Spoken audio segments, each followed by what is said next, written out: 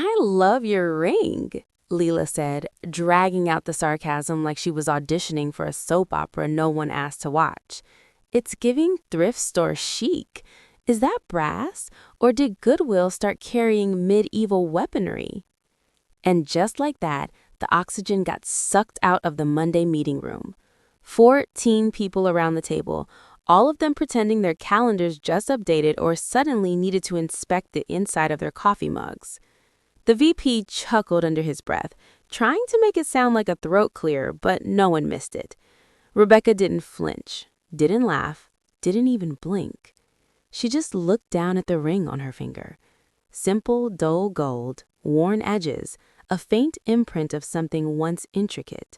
She turned it gently with her thumb like it was a volume knob controlling her ability not to burn the place down.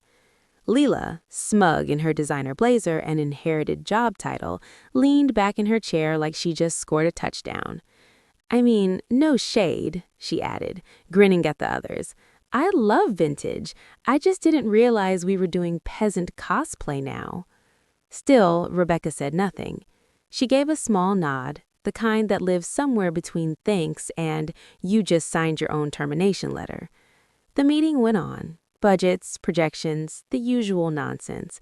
But that ring stayed on Rebecca's finger, catching the fluorescent light every time she moved her hand, a lit fuse that no one realized was hissing towards something much, much bigger. The truth was, Rebecca had worn that ring every single day for the last 11 years. She never took it off, not to sleep, not to shower, not even during the week she'd spent curled on a hospice cot waiting for her father to die. Only thing was, her father never did. But before we get to that bombshell, quick thing. If you're enjoying this so far and haven't subscribed yet, go ahead and tap that follow button. It really helps the team keep digging up these hidden corporate knives. And if you drop a like, well, let's just say the office coffee magically improves. Anyway, back to Rebecca. She wasn't hired to be seen. She knew that. She was the quiet one in mid-level ops, always 5 minutes early, always gone right at 5. The kind of employee you only notice when you needed something fixed in the budget sheet and no one wanted to admit they'd screwed it up. She'd been there for 6 years. 6 years of minding her own business, staying off the radar, and surviving every regime shift and flavor of the month consultant the company could throw at her. Then came Leela. 24 years old, MBA from somewhere expensive, hired straight out of a strategic growth incubator that was basically a rich kid's summer camp with business cards. And she just happened to be the daughter of Richard Lang, the VP of Strategy, the man whose job title existed so he could put his daughter on the payroll. From day one, Leela acted like the firm was her reality show. She talked loud, she mispronounced basic financial terms, she treated assistants like waitstaff and clients like groupies. But no one said a word because she had the last name. Rebecca clocked it all in silence. She noticed the way the board smiled tighter whenever Leela walked into a room, the way her ideas sounded suspiciously like Slack threads from 3 weeks ago. The way she misread an entire portfolio deck and accidentally triggered a soft pull on a dormant client account worth $22 million and somehow still blamed the analyst for not flagging it with emojis. The kicker? No consequences, just more eye rolls and more expensive shoes. But none of that really got under Rebecca's skin. Not yet. What did? The ring comment. Not because it was cruel. Rebecca had heard worse. But because that ring wasn't just old, it wasn't even technically hers. It was a message, a mark. And if Leela knew anything about where it came from, she'd be apologizing with her resignation letter stapled to a bouquet. Rebecca didn't wear heirlooms for attention. She wore them as a reminder, a promise to someone who never liked cameras. Someone who once said, "The minute they see you, they'll try to own you. Stay invisible until you don't have to." She glanced at her watch. Elias Rurk, the firm's biggest, oldest, richest client, was due in 2 hours, and he would recognize the ring. Rebecca sat with her hands folded, the old gold catching just enough light to flicker when she moved her thumb. It wasn't flashy. Hell, it looked like something you'd fish out of a dusty box at a garage sale between mismatched salt shakers and VHS tapes of old detective shows. But it had weight, not just physical, It meant something. Leela didn't see weight. She saw a chance to peacock. "So," Leela said, teeth bared in a white wine grin, "you really don't do jewelry, huh?" She was late to the strategy meeting again, half a Starbucks frap in one hand, her company-issued iPad in the other, clutched like it contained state secrets instead of a Pinterest vision board of business energy. Rebecca didn't answer, just sipped her black coffee as always. Leela took that silence as an opening. She tossed her jacket on a spare chair and dropped into the seat next to Rebecca, on purpose, of course, and turned the full wattage of her performative concern on her. "I mean, that ring," Leela continued, waving her straw toward Rebecca's hand like it personally offended her. "Where did you find that? A Renaissance fair? Some witchy Etsy shop run by a cat lady in Ohio?" A few low clutters echoed around the table. Someone snorted into a scone. Rebecca glanced at the screen where the Q4 roadmap was projected. Everyone was pretending to scroll or check notes, but their eyes flicked up just long enough to see if she'd bite. She didn't. She never did. "It's unique," Leela added, faking a backpedal with the grace of a toddler on ice. "Definitely vibe, like a Dungeons and Dragons meets estate sale kind of thing. Love that for you." Rebecca gave a soft nod. No smile, no comeback, just that infuriating, inscrutable calm. The VP, Richard Lang, Leela's proud papa, cleared his throat like he was about to say something managerial. Maybe pivot back to strategy, maybe fake scold his daughter for being playful, but instead, he just chuckled. "Let's stay focused, team. Q4 waits for no one, not even the fashion police." More laughter, louder this time. Leela beamed. Rebecca shifted in her chair. Barely, a subtle movement like someone checking for a draft. But the tension in the room thickened, not just because of the insult, but because everyone felt something shift. They didn't know what it was, but it wasn't nothing. Beneath the silence, under the hum of recycled air and fluorescent lights, something had just clicked into place. And Rebecca? She just sat there, stone still. There was a way people looked when they were embarrassed, fidgety, defensive, awkward. Rebecca looked like someone who'd memorized the exact number of ceiling tiles in the building and could tell you which one would fall first in a crisis. Cool, controlled, dangerous in a way no one could explain. Leela didn't notice or didn't care. She leaned into the smug, tossing her hair like a shampoo commercial and diving into a half-baked suggestion about leveraging macro trends and micro content to engage legacy clients. Rebecca didn't look at her. She looked past her, because in 90 minutes, Elias Rurk, the man whose signature still made investors flinch and regulators sweat, was going to walk through the glass doors of that conference room. And when he did, the joke about her ring wasn't going to be funny anymore. It was going to be prophecy. She checked her email. No reply yet from the encrypted account she'd pinged at 6:37 that morning, the one that only responded with coordinates and silence. The ring on her skin pulsed against her finger, not with magic, not with anything mystical, but with memory, with intent. She didn't wear it to accessorize. She wore it because her father once said, "When the sharks forget who fed them, show teeth, but only once." Rebecca was quiet, but she never forgot. The scent of money arrived before Elias Rurk did. Not the crisp, fresh bill kind, but old wealth. Leather briefcases, aged scotch, silent jets that land without flight plans. The kind of money that doesn't walk into a building, it inspects it. It was 3:02 in the afternoon when the elevator dinged. Rebecca was walking back from the server room. She had no business being on that side of the building. Leela made that abundantly clear in the last meeting when she suggested non-client-facing staff should probably stick to their own zone. But Rebecca didn't follow zones. She followed protocols. And today, the only printer that wasn't spitting out gibberish was on the client floor. As she stepped off the carpeted hallway and into the gleaming marble of the executive corridor, she heard the sudden hush that always followed work. 2 assistants peeled off and vanished like smoke. The receptionist actually stood when she saw him, something she'd never done for Lang or even the founder himself. Elias Rurk didn't need introductions. He was tall in the way old athletes are. Broad shoulders, stiff gait, hands like they were built to sign treaties, not contracts. He wore a charcoal suit that whispered handmade and a black overcoat folded over one arm like it had never touched rain. Rebecca didn't slow down. She kept walking.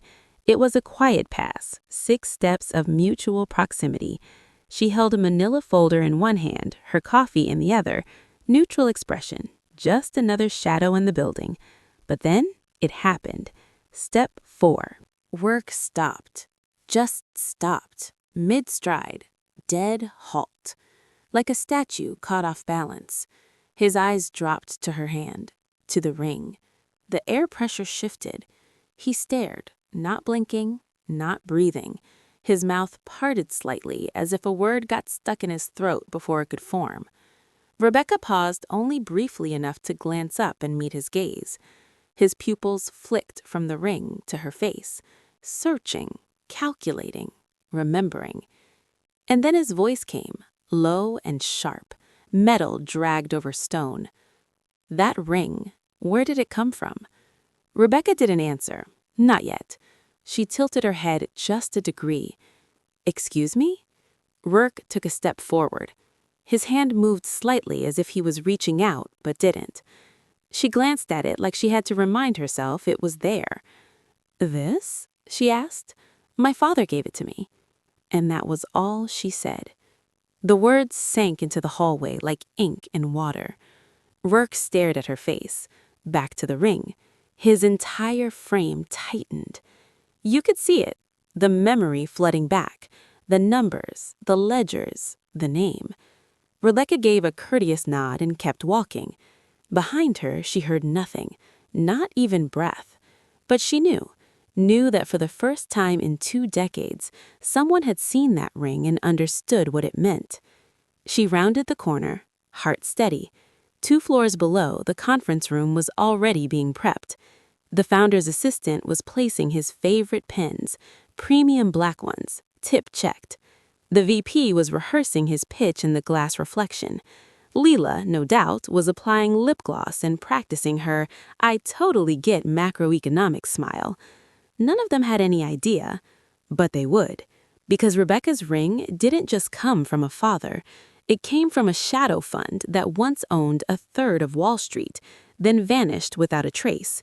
Came from a man who disappeared right before the crash and took $20 billion in undisclosed assets with him. And if Rurk recognized that seal, then the meeting wouldn't be about quarterly growth anymore. It would be about debt. Old, blood-soaked, and very much unpaid. The presentation had all the charm of a hostage video. The lights were dimmed, the air conditioner wheezing like it needed medical attention, and Richard Lang stood at the head of the table, gesturing at a slide deck so bloated with buzzwords it looked like someone fed a chatbot an energy drink and told it to disrupt synergies at scale. Rebecca sat in her usual spot, off to the side, 2nd row, clipboard resting in her lap, more as armor than utility. She wasn't technically required to be there, but the founder had asked for someone who knows the operations inside and out, and for reasons no one could quite articulate, that had meant her.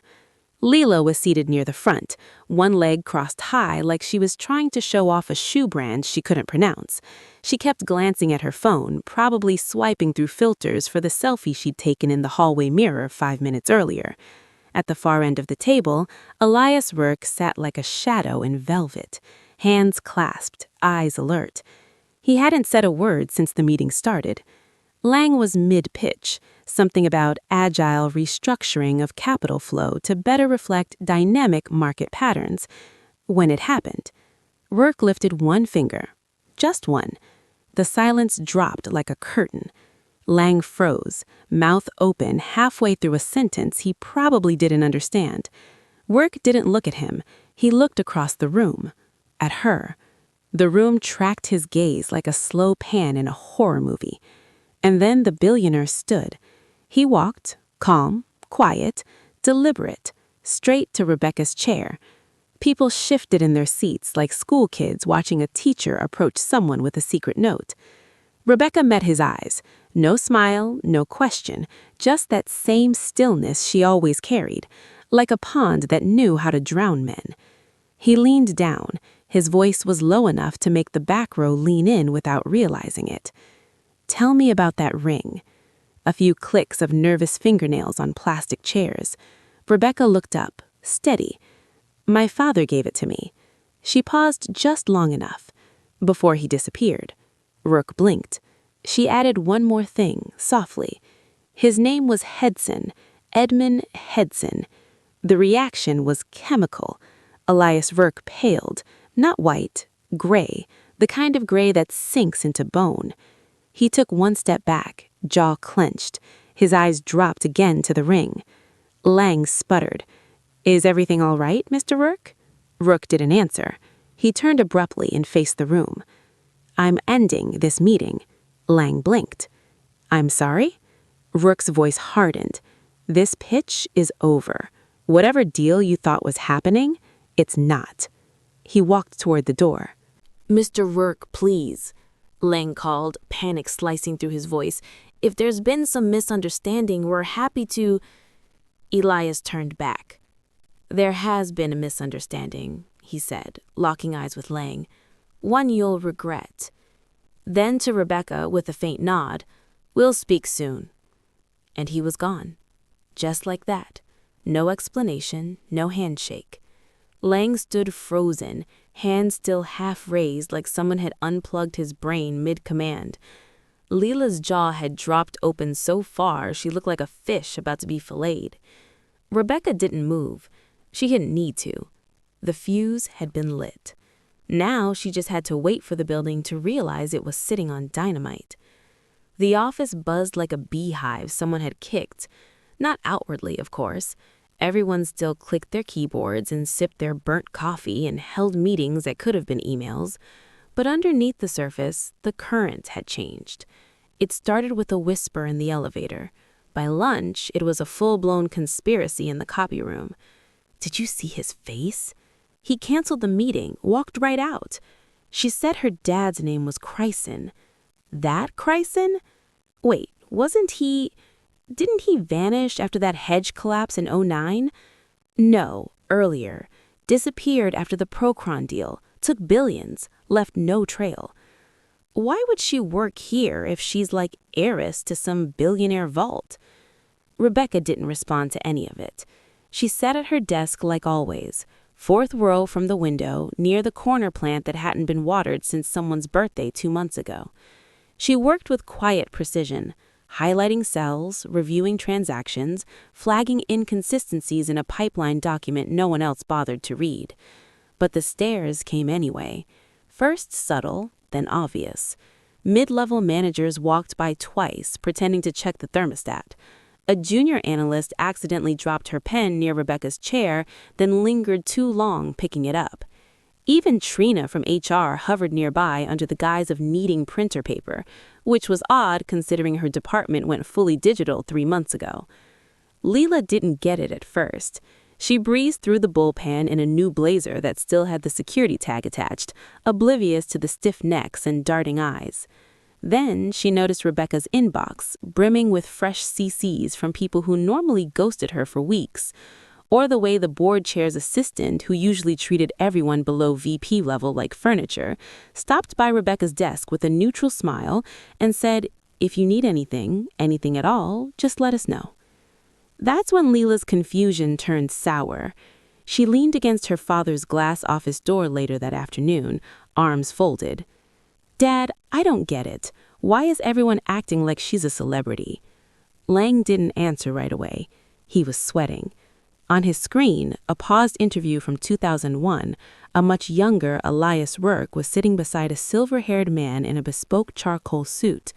The caption read, "Hedge funds quietly back acquisition." In the man's hand, a ring. Lang stared at it. Same dull gold, same insignia, same damn ring. "I thought he was dead," he muttered. Leela furrowed her brow. "Who?" Lang's lips thinned into a grim line. Edmund Chryson, silent financier, reclusive, brilliant, dangerous. He looked at his daughter. That's her father. Leela laughed. What? The Goodwill ring lady? Lang didn't laugh. Do you know how close this firm came to collapse in 2003? He said. Chryson bailed us out quietly through a holding firm no one could trace. No contracts, no press, just capital. But the board knew. They called it the ghost ledger. Okay, Leela said, waving it off. But why would she work here if she's like heiress to some billionaire vault? Lang leaned back, eyes distant. Maybe she's auditing us. That thought hung in the air like smoke. Downstairs, Rebecca kept working. Her inbox pinged. Subject line, compliance request. She opened it. A member of our team would like to confirm your familial connections as per the firm's disclosure protocol. She closed it without replying. 2 minutes later, she flagged a $1.2 million discrepancy in a global transfer account no one had reviewed in 18 months. She sent it up the chain. No fanfare, just facts. She wasn't here to explain herself. She was here to observe, and the house was starting to creak. The second time Elias Rurk walked through those glass doors, he didn't wait for permission. No elevator escort, no reception desk announcement. Just the soft press of Italian leather soles on marble. His coat already off, folded neatly over his arm like he'd walked straight out of a courtroom and into a reckoning. This time he asked for no conference room, no staff. Just her. Rebecca stood when he entered.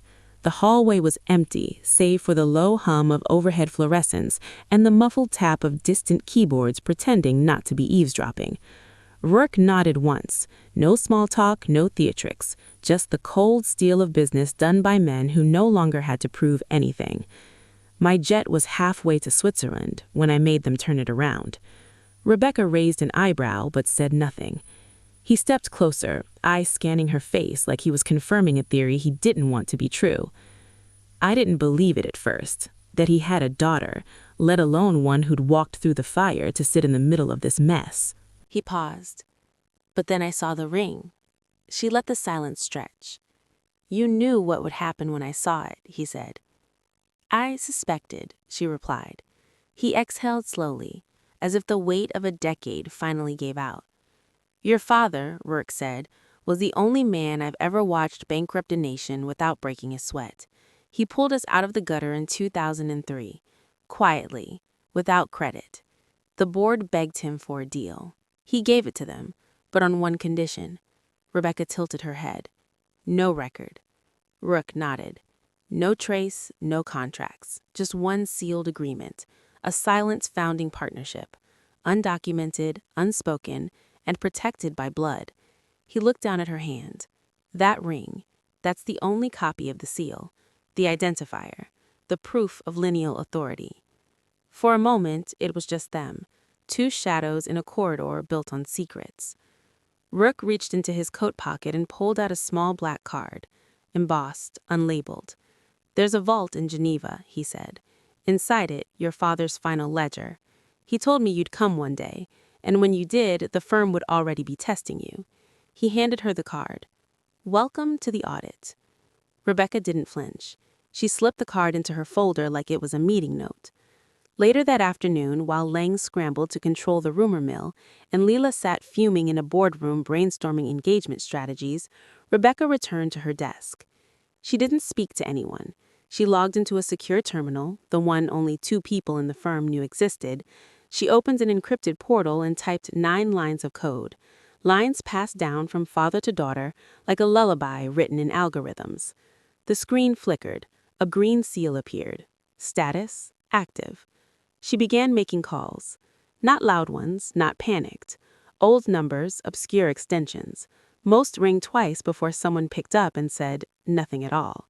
She sent 3 emails, no subject lines, only strings of numbers. Each ended with a single letter, H. Downstairs, the front desk buzzer rang. The courier wasn't dressed in a suit, no badge, just a gray wool coat and an expression that said, "Don't ask."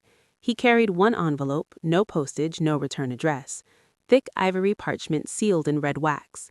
He handed it to the receptionist and left without a word. The name on the front was written in deep ink. To the chair of the board. Eyes only. Upstairs, Lang stood in front of the mirror in the executive washroom, trying to calm his breathing. He adjusted his tie, rubbed his temples. He still thought he had time, still believed this was just a PR hiccup, a rogue employee with a rich daddy. He didn't know the seal had already been broken, didn't know that somewhere inside the vault, beneath layers of encryption and non-disclosure fog, existed a document signed by every founding partner, co-signed by Edmund H. Sun, with one clause written in plain language. If ever the firm forgets where it came from, remind them. Rebecca watched the alert ping her screen. She didn't smile. She didn't need to. Richard Lang's voice boomed louder than the Monday crowd at a failing steakhouse happy hour. "I don't care what kind of soap opera this is turning into," he barked across the floor, red-faced and sweating through his collar. "She undermined the meeting. Rurk walked. The client walked. That's insubordination. Hell, it's sabotage." Rebecca stood in front of his desk, arms relaxed at her sides like a patient watching a doctor misdiagnose his own tumor. "She didn't say a damn word in the meeting," said Jenna from compliance, seated quietly along the glass wall, arms crossed. Lang ignored her. "She's been disruptive," he snapped, jabbing a finger toward Rebecca. "She's had access to files she shouldn't. She's made unauthorized calls. She's refused to respond to compliance protocols." "I flagged a $1.2 million internal discrepancy 2 days ago," Rebecca interrupted, voice flat. "You approved it." He faltered. "That's beside the point." "Which point? The money? The silence? Or the part where I exist outside your little sandbox?" Lang pointed to HR as if they were a security team. "Suspend her, effective immediately. Take her badge, her credentials." That's when the knock came. 3 sharp raps on the glass. Everyone turned. Standing there, Karen from legal, Alan from internal compliance, and 2 board members Rebecca had only seen in passing, the kind who lived in quarterly shadows and made decisions in 6-figure increments. Between them stood Chairwoman Delgado. Silver hair, ice-cold presence, a woman with a voice like fine glass, beautiful, brittle, dangerous to mishandle. Alan opened the door. "Mr. Lang, we need a moment of your time." "I'm in the middle of something," Lang snapped, gesturing at Rebecca like she was a paper jam. "We're in the middle of a formal breach," Delgado said, stepping forward, "which concerns all of us." She handed him the envelope. Lang stared at it, confused. Thick parchment, red wax seal, embossed insignia that hadn't been seen since the firm's founding. His fingers trembled. He broke the seal. He pulled out 4 sheets of paper, aged but pristine, typewritten. The final page had 6 signatures. One of them unmistakably read Edmund H. Sun, and beside it, silent founding partner, permanent equity stakeholder, non-dilutable. Lang's face drained so fast he looked like a corpse in business casual. Delgado spoke first. "This contract was stored in our Geneva records vault. Per Legacy Clause 3A, it was triggered automatically when a Hassan hair presented the identifier, an artifact codified as proof of lineal authority." Rebecca's ring gleamed under the fluorescent light. Lang's lips moved, but nothing came out. Delgado continued as if reading from a gravestone. "This firm would not exist today without that funding. The bailout in 2003 was not charity. It was a buy-in, one we buried too quickly and forgot too easily." Karen from legal added, "The clause also stipulates an observational period. Should an H. Fonson heir return, their presence is not subject to executive oversight. Any attempt to block, demote, or terminate said heir voids the firm's founding agreement." Lang staggered back like he'd been shot. "Who let her in?" he croaked. Delgado turned. "You did, when you let entitlement replace merit." Across the glass, Leela watched the scene unfold from her corner cubicle. Mascara starting to run. One intern whispered, "Oh my God, she's that family." Rebecca said nothing. She didn't gloat, didn't flinch, didn't so much as blink as Lang collapsed into his chair, mouth slack, contract still trembling in his hand. Delgado turned back to Rebecca. "Would you like to address the board?" Rebecca simply shook her head. "Not yet." Outside, phones rang, emails fired, rumors calcified into gospel, and Leela, for once, didn't say a single word, just sat there, staring at Rebecca's ring like it was a ticking bomb. The founder's office hadn't changed in 20 years. Same mahogany walls, same brass lamp with the crooked shade, same photo of the original partners in black and white, all smiles and cufflinks before the money really hardened them. Rebecca stood in front of the desk. Across from her sat Malcolm Brandt, the man whose name was still on the building, even if the board had done their best to turn him into a figurehead. His hands were folded over a leather blotter, his mouth set in a line that could mean regret or rage. "Fonson," he said finally. "I never thought I'd hear that name again." Rebecca's voice was level. "Then you weren't listening." Brandt let out a sigh that seemed to rattle from his bones. "You're his daughter." She nodded. "You look like him," he said, staring. Same stare, same silence. He tapped a finger on the desk, slow and rhythmic, like he was counting sins. "Always wondered what happened after 2003. He bailed us out and vanished. No trail, just gone." "He didn't vanish," Rebecca said. "He stepped back." Brandt tilted his head. "He watched," she continued, "for 2 decades, watched how the firm used the capital, watched who took credit, watched who got lazy."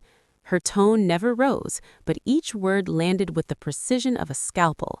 He knew the day would come when the firm forgot who built its foundation, when the wrong people started inheriting what the right ones earned.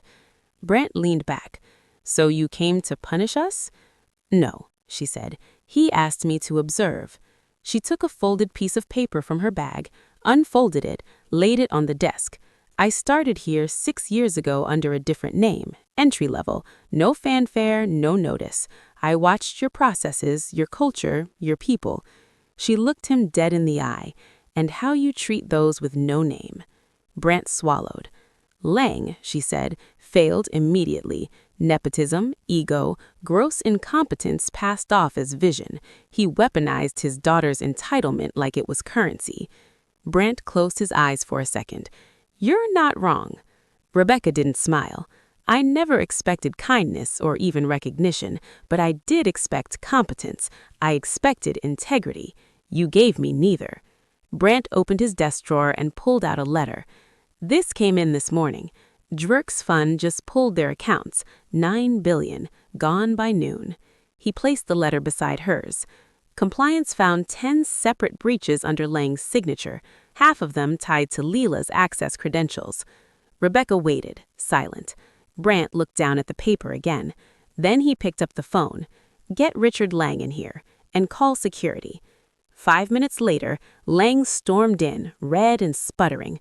"What the hell is this about now? I already addressed the board." Brandt cut him off with a wave. "You're done," he said flatly. Lang stopped cold. "What?" "You're fired, Richard, effective immediately." "You can't." "I can. I founded this firm and I have the votes. You manipulated accounts, empowered your daughter to breach compliance, and tried to suspend the one person who actually knew what she was doing." Lang's face drained. 2 security guards stepped in behind him. "Escort him out," Brandt said. "No stops, no speeches." Lang turned to Rebecca, eyes wild. You did this." She met his gaze. "No, Richard, you did." Leela appeared moments later, halfway through a fake cry that collapsed the second she saw the guards. "No, wait, Dad, you said I was untouchable," she sobbed, mascara streaking. "You said they couldn't fire me." Brandt nodded at the guards. "Escort her too." "I didn't do anything," she shrieked, grabbing at the wall. "It was just a joke. I didn't know." But the guards already had her. As the door shut behind them, the office went still. Brandt exhaled. Rebecca turned to leave. "Rebecca," he said. She paused. He looked at her with something between apology and awe. "Was this always the plan?" "No," she said softly. "The plan was to see if you deserved the legacy you inherited." She looked at the framed photo on the wall, 5 young men full of hope and hunger. One of them was her father. "You failed." And then she walked out. She stood slowly, calm, graceful, like the ending of a storm, not the start of one. "I didn't come here to collect power," she said. "I came to collect truth." She straightened. "This place forgot what respect looks like," she said. eyes sweeping across the table. "I just reminded you." She turned to go. "Rebecca," the founder said. She paused in the doorway. "You're just leaving?" "I did what I came to do." A pause. "Then what happens now?" he asked, voice barely above a whisper. Rebecca looked over her shoulder. "Don't worry," she said. "I won't shut it down." A half smile. "Yet." And then she walked out. No fanfare, no applause, just the sound of her heels clicking against the polished floor like a countdown. Downstairs, phones began to ring. Urgent, repeated. The CFO's assistant stood up. "Sir, there's a withdrawal from the Rurk account. No, not a withdrawal, a relocation." "How much?" someone asked. "All of it." The room erupted in motion, calls, spreadsheets, scrambling. But the founder just sat there, staring at the doorway where she disappeared. He leaned back, staring at the ceiling like it could answer questions the gods had stopped taking. "She wasn't the heir," he whispered. The room froze. She was the audit. And by the time they understood what that meant, Rebecca Aitchison was already gone. Big thanks, you legends of the old office days. Subscribe to keep the chaos alive. Your ex-boss is shaking in their loafers.